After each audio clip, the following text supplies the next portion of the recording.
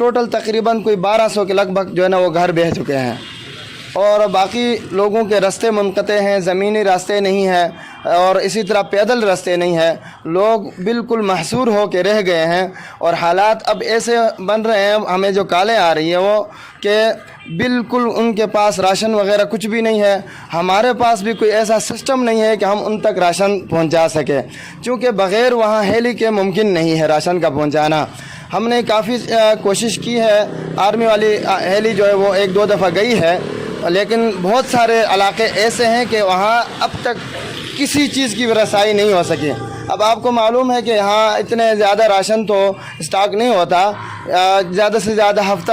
چلتا ہے، وہ ختم ہو گیا۔ دوسری بات یہ ہے کہ جو گھر تھے جن میں راشن پڑا ہوا تھا، سامان پڑا ہوا تھا، وہ سارے بہہ چکے ہیں، اب ان کے پاس کوئی راشن بھی نہیں ہے۔ اب جو لوگ جو اللہ نے بچایا تھا چند لوگ، ان کے ہاں جو تھوڑا کچھ رہ رہا تھا انہوں نے مل جل کر وہ مل بانٹ کے کھا کے ختم کر دیے۔ اب وہ سارے کے سارے ہمیں فون آ رہے ہیں کہ ہم جو ہے نا بے بسی کے عالم میں ہیں، ہمیں کھانا نہیں مل رہا، ہمارے بچے رل رہے ہیں۔ اسی طرح ایک اور مصیبت بھی ہے کہ وہ ہیضے والی بیماری ہے، اس میں تقریباً یہ 3-4 دن ہو گئے، اس میں سے 8 اموات ہو چکے ہیں۔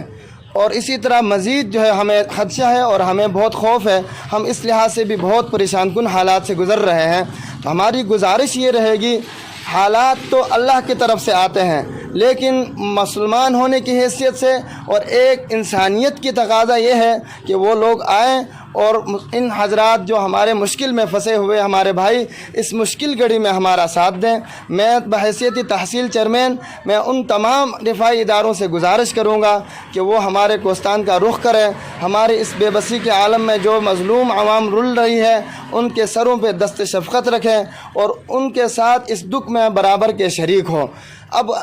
اپنی حیثیت کے مطابق جو حضرات جتنا کچھ کر سکتے ہیں، ہمارا خصوصاً ان سے یہ مطالبہ ہے۔ اچھا دوستو، جہاں پہ میں جاتا ہوں جو کچھ سنتا ہوں تو میرے پاس وہ الفاظ نہیں ہے چونکہ میں وہ بتا نہیں سکتا۔ جو جس طریقے سے یہ عوام محصور ہو گیا ہے اور جس طرح ہمارے جو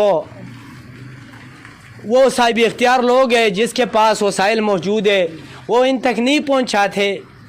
جس طرح میں نے دوبیر میں جو لوگ دیکھ لیا، کل ان کا فریاد سن کے جو یہ دیکھو نا، یہ چیئرمین ہے ایک تحصیل کا، تو میرا یہی اپیل ہے کہ اگر آپ ہمارے اس آواز کو سنتے ہیں، پورے پاکستانی عوام سنتے ہیں، پاکستانی حکومت سنتے ہیں،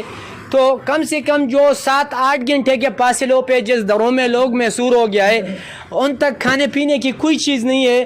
تو کم سے کم یہ تو حکومت کا حق بنتا ہے کہ ان تک رسائی کر لے، ہیلی کاپٹر کے ذریعے جس طریقے سے بھی ہے ان لوگوں کو وہاں سے نکال تو لے۔ چلو امداد نہیں پہنچا سکتے تو دوسرے علاقوں میں سوات میں یا کسی سوات تو خود بھی متاثر ہو چکا ہے، لیکن ایسے علاقوں میں ان کو پہنچا سکتے ہیں جہاں پہ سیلاب